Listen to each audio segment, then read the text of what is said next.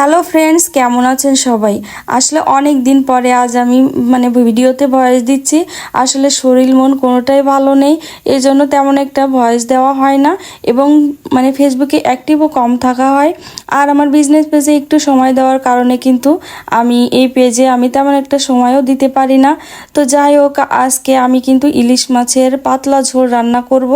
এই যে আমি দেখুন পেঁয়াজ আর কাঁচামরিচ একটু বেটে নিয়ে সেটা কিন্তু তেলে একটু কষিয়ে আমি এই যে ইলিশ মাছগুলো দিয়ে দিচ্ছি। আর আপনারা সবাই তো জানেন যে ইলিশ মাছে তেমন কিন্তু মশলা যায় না, জাস্ট একটু পেঁয়াজ আর কাঁচামরিচ দিয়ে আর সামান্য একটু জিরার গুঁড়া দিয়ে আমি এই ইলিশ মাছটা রান্না করব। কারণ বেশি মশলা দিলে কিন্তু এটা স্বাদ গন্ধটা নষ্ট হয়ে যায়, আসল যে ইলিশের স্বাদটা কিন্তু পাওয়া যায় না। তো এই যে সামান্য একটু কষিয়ে কিন্তু আমি পানি দিয়ে দিব। আর এভাবে রান্না করে একদিন আপনারা খেয়ে দেখবেন, আসলে এত মজা যে এই ইলিশ মাছটা এভাবে রান্না করলে তো আসলে আসল সেই স্বাদটাই খুঁজে পাওয়া যায়। তো এভাবেই আমি ইলিশ মাছের ঝোলটা রান্না করলাম। তো ভালো লাগলে একটা লাইক শেয়ার করবেন। Thanks for watching my video. আল্লাহ হাফেজ।